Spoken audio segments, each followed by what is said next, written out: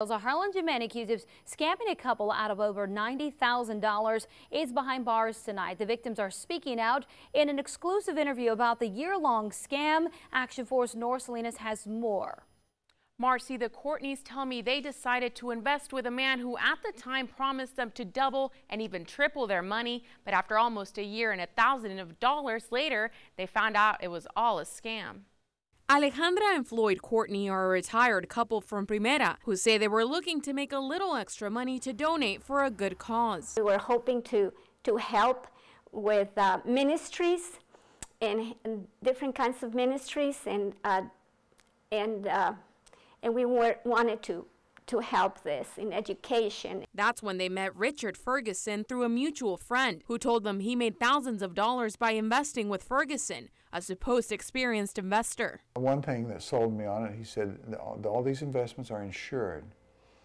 As I think it was 115%. In other words, if it went bad, the worst thing that could happen is you'd get your money back plus 15%.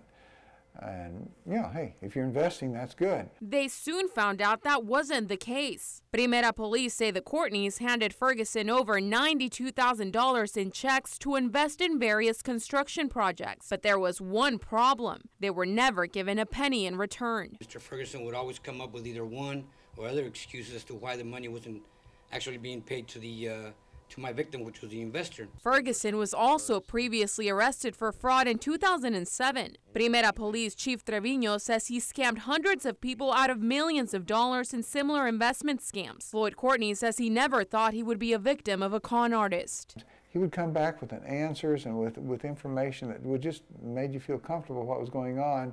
Because he says, right away, we're going to get, you do this or whatever, and in a week, it'll all be over with, it'll be here, So he led you on.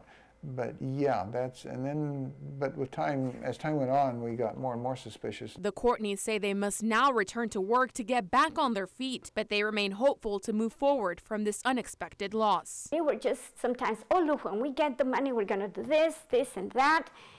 But that is gone. Okay, but that's still in God's hands. He knows our purpose, and if he wants us to still help, he'll provide. He'll provide.